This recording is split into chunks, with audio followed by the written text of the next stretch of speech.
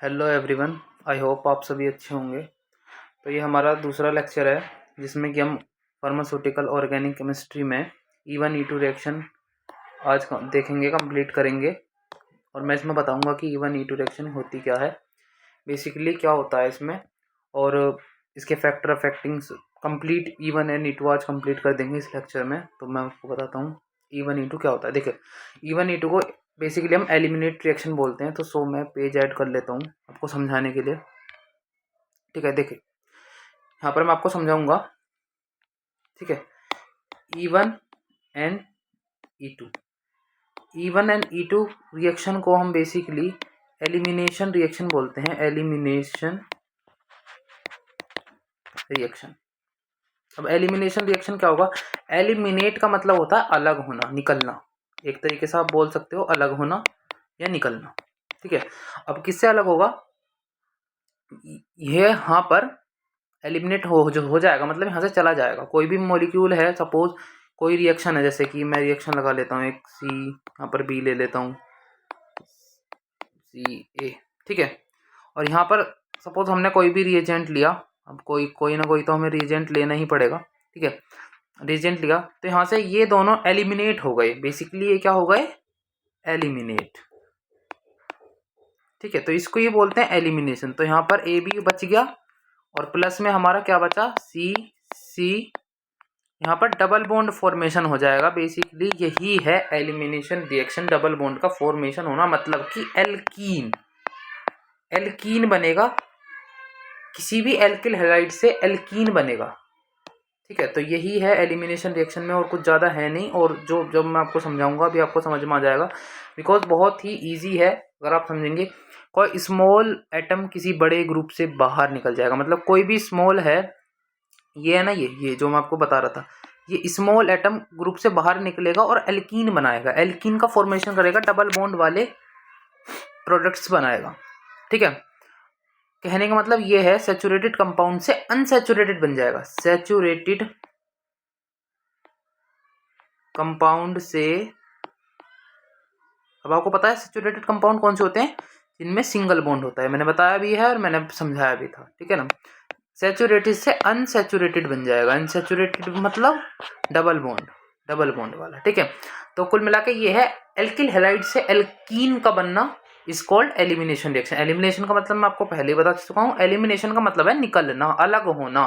ठीक है, तो ये रिएक्शन कैसे होती है अब आपको दिखाता हूँ। देखो, एलिमिनेशन यूनिमोलिक्यूलर, मतलब यूनिमोलिकुलर एलिमिनेशन रिएक्शन। जब इसे E1 बोलते हैं क्योंकि यूनिमोलिक्यूलर है, इसमें एक मॉलिक्यूल की साझेदारी होती है। 2 स्टेप मैकेनिज्म होता है भाई। ठीक है, मैकेनिज्म और show E1 reaction 2 step mechanism show करती है E1 रिएक्शन। ये आपको याद करना पड़ेगा। इसका मैकेनिज्म आगे ये रहा, मैं समझाऊंगा अभी। ठीक है, फॉर्मेशन ऑफ कार्बोकैटायन। भैया ये चीज अभी आपको पता चलेगी कि व्हाट इज कार्बोकैटायन। देखिए यहाँ पर लिखा है फॉर्मेशन ऑफ कार्बोकैटायन, मतलब कि ये है कि 2 बॉन्ड्स ब्रेक होंगे, एक सिग्मा बॉन्ड बनेगा और एक पाई बॉन्ड बनेगा। ठीक है, यहाँ पर आपके 2 बॉन्ड्स ब्रेक होंगे। और ये रिएक्शन ध्यान रखना, E1 रिएक्शन जो होती है वो भैया एंडोथर्मिक रिएक्शन होती है। ये बात हमेशा ध्यान रखना, एंडोथर्मिक रिएक्शन। ठीक है, ये बहुत इंपॉर्टेंट है और पूछा भी जाता है, और पता भी होना चाहिए जब E1 E2 पढ़ रहे हो। तो एंडोथर्मिक रिएक्शन ये होती है, ये स्पॉन्टेनियस रिएक्शन होती है और एट हाई टेम्परेचर। भैया हाई टेम्परेचर पर होती है। ठीक है, स्लो टेम्परेचर पर ये रिएक्शन नहीं होती है, हाई टेम्परेचर पर होती है। स्पॉन्टेनियस रिएक्शन होती है, तुरंत की तुरंत होती है। और एंडोथर्मिक रिएक्शन होती है, जहां पर भी एंडोथर्मिक आ जाता है समझ लीजिए वो स्पॉन्टेनियस रिएक्शन है। ठीक है, और हाई टेम्परेचर पर होने वाली रिएक्शन है। रेट जो होता है वो इसका एल्काइल हैलाइड पर डिपेंड करता है। अब देखिए, मैं आपको समझाने ये वाला था। देखिए अब जो है, एक ले लेते हैं हम ऐसे ही, एक एग्जांपल के लिए ले रहा हूं मैं।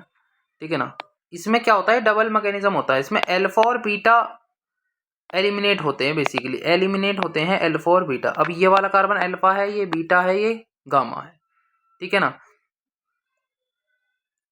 तो यहाँ पर क्या बचेगा? यहाँ पर बचेगा सी सी सी। यहाँ पर साइक्लिक प्रोडक्ट बनेगा। क्या बनेगा?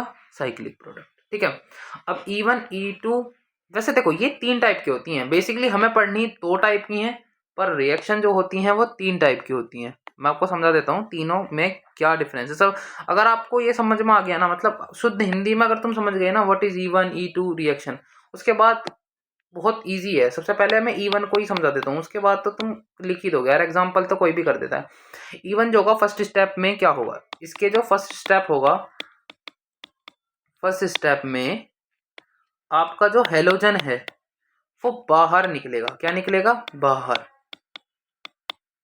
निकलेगा। देखो हिंदी में बता रहा हूं ताकि बहुत आसानी से रिएक्शन समझ में आ जाए। एंड देन जब वो बाहर निकल जाएगा उसके बाद कार्बो कैटायन का फॉर्मेशन होगा, ऊपर अभी बताऊंगा मैं। कार्बो कैटायन का फॉर्मेशन होगा, यहाँ पर जरूर होता है भाई कार्बो कैटायन का फॉर्मेशन, ठीक है। जब कार्बो कैटायन का भी बाहर निकल जाएगा, जब कार्बो कैटायन भी रिएक्शन की सेकंड जो है, ये सेकंड स्टेप है, यहाँ से बाहर निकल जाएगा, देन उसके बाद आपका ये कार्बो कैटायन जब बाहर निकल जाएगा तो आपका एल्कीन बन जाएगा। यही आपकी E1 रिएक्शन है। अब बात करते हैं हम E2 रिएक्शन की। देखिए अब बातें करेंगे E2 की।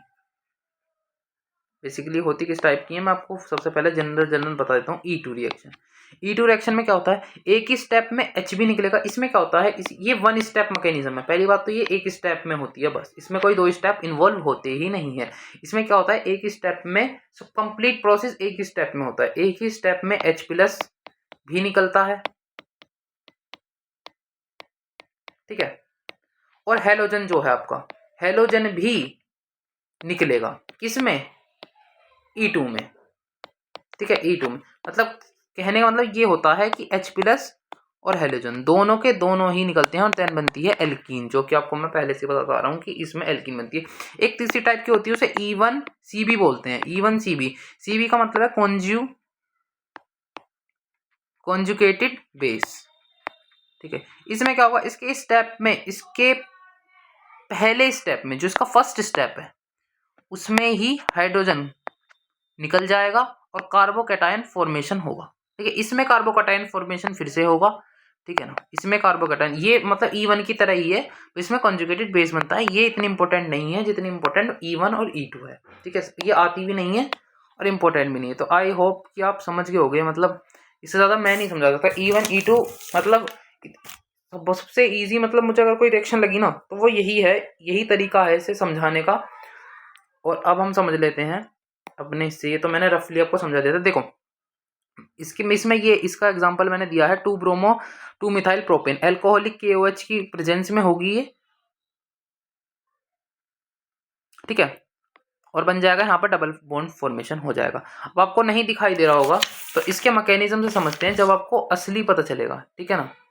और भैया ये फर्स्ट स्टेप स्लो होता है, ये देख सकते हो आप, एल्किल हैलाइड डिसोसिएशन H+, ठीक है। कार्बोकैटायन इंटरमीडिएट, कार्बोकैटायन बन जाता है और भैया वो इंटरमीडिएट मतलब मध्यवर्ती, मतलब बीच में बनता है, इसलिए इंटरमीडिएट बोला जाता है, ठीक है।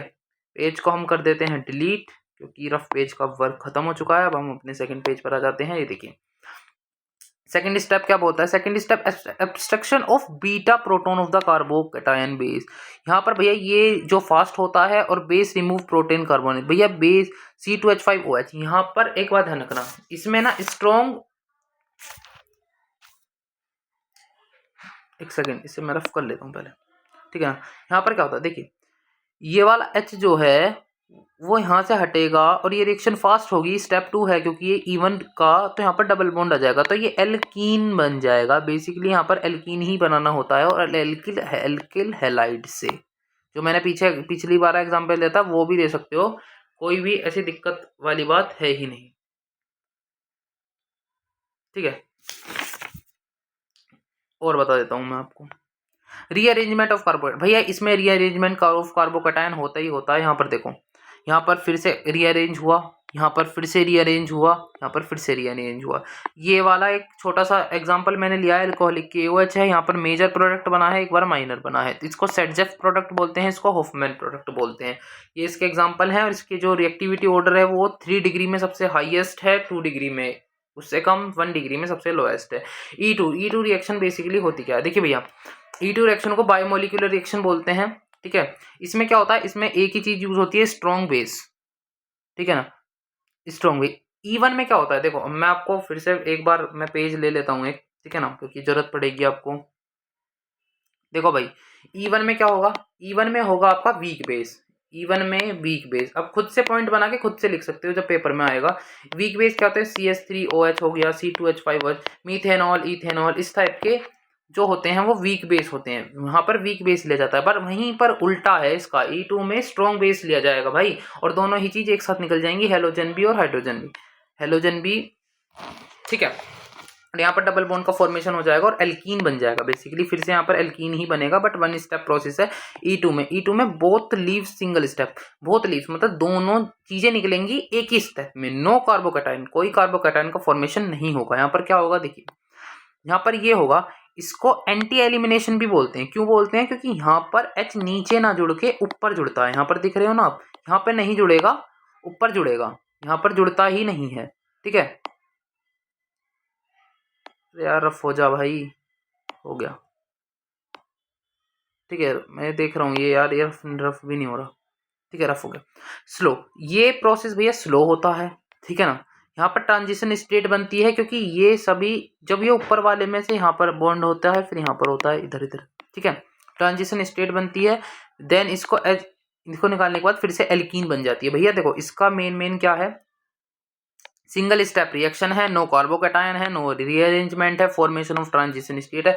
इसी के अंदर फॉर्मेशन ऑफ ट्रांजिशन स्टेट होता है बेसिकली, इसको ही ट्रांजिशन ऑफ स्टेट बोला जाएगा। अगर आपको नोट करना है तो आप नोट कर लेना, ये मैंने रफ कर दिया है, मैंने समझा दिया था पहले ही, और अब मैंने ये रफ कर दिया है। अगर आपको नोट करना है तो कर लेना, बहुत बढ़िया एग्जाम्पल है। पेज को हम फर्दर हटा देते हैं क्योंकि अब पेज की हमें ज़रूरत नहीं है, ठीक है, जैसे कि आपको पता है पेज की ज़रूरत नहीं है। अपने आ जाते हैं तीसरे पेज पर। देखिए इसमें जो है रेट क्या होगा,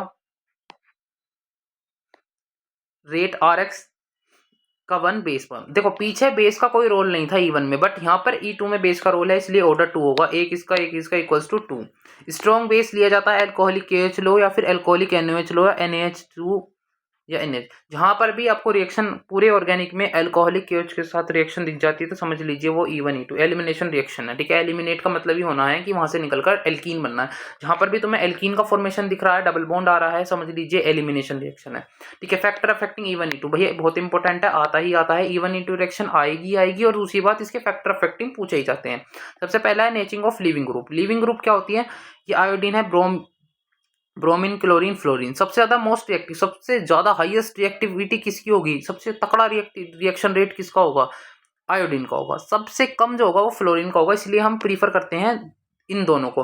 मैंने पिछली बार भी ये बताया था कि ब्रोमाइड और क्लोरीन, ब्रोमीन और क्लोरीन को ही ज़्यादा यूज़ करते हैं रिएक्शन में, क्योंकि ये दोनों इंटरमीडिएट हैं, मतलब ये ठीक हैं, ये मेजर कंपाउंड हैं जो आपके की रिएक्शन देंगे। यहाँ पर मोस्ट रिएक्टिव। अब भाई एक बात बताओ, रिएक्शन तुमने लगाई, आयोडीन से लगा दी, एकदम से हो गई तो क्या फायदा उसका, है ना। एकदम से ब्लास्ट हो गया या फिर कुछ हो गया तो एकदम से स्पॉन्टेनियस रिएक्शन हो जाती है तुरंत की तुरंत, ऐसा नहीं होता भाई। लैब्स में अगर आप कुछ कर रहे हो परफॉर्म तो वो आपको दिखना भी चाहिए, इतनी तेज भी ना हो कि वो कैप्चर ही ना कर पाओ, तुम्हारी आंख भी कैप्चर ना कर पाए, इतनी तेज रिएक्शन नहीं होनी चाहिए। और RF अगर आपने फ्लोरीन के साथ रिएक्शन लगाई तो आप वहां पर बैठे रहो 2-4 दिन तक, कुछ नहीं होने वाला, वो बहुत स्लो रिएक्शन है। Nature of affecting attack nature of attacking agent, attack करते हैं एजेंट मतलब जो भी नेचर है इनका, आयोडीन, ब्रोमीन, क्लोरीन, क्या नेचर है इनका, एक क्लोरीन माइनस देता है अपने, इसमें अंदर थ्योरी लिखनी होती है बेसिकली।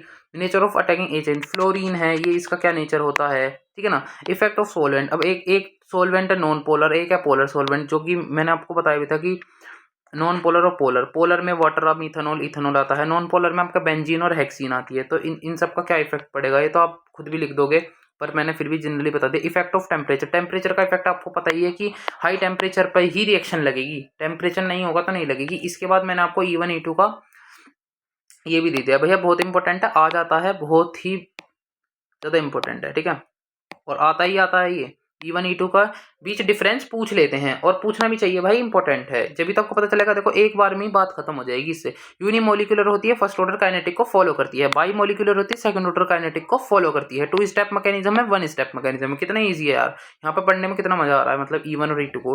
फॉर्मेशन ऑफ कार्बो, क्योंकि आप पिछला सब कुछ पढ़ चुके हो। फॉर्मेशन ऑफ कार्बोकैटायन, यहाँ पर फॉर्मेशन होता है कार्बोकैटायन का, पीछे आप देख चुके हो। यहाँ पर ना ही तो इंटरमीडिएट बनते हैं, ना ही रीअरेंजमेंट की जरूरत पड़ती है। यहाँ पर सब कुछ स्टेबल होता है। रीअरेंजमेंट की जरूरत तब पड़ती है जब अनस्टेबल हो आपका कैटायन, ठीक है। यहाँ पर कैटायन ही नहीं बनता तो क्या अरेंज होगा, ठीक है। Strength of base does not affect the rate of E one reaction, मतलब स्ट्रेंथ और बेस कोई अफेक्ट ही नहीं करती इवन रिएक्शन को। यहाँ पर स्ट्रॉन्ग बेस, अभी मैंने बताया ना कि E2 में स्ट्रॉन्ग बेस लिया जाएगा, अल्कोहलिक NaOH या फिर KOH लिया जाएगा, वो strong base increase the rate of E2, मतलब वही स्ट्रॉन्ग बेस आपकी इंक्रीज करते हैं रेट ऑफ रिएक्शन को, E2 के रेट ऑफ रिएक्शन को। तो यही था लास्ट।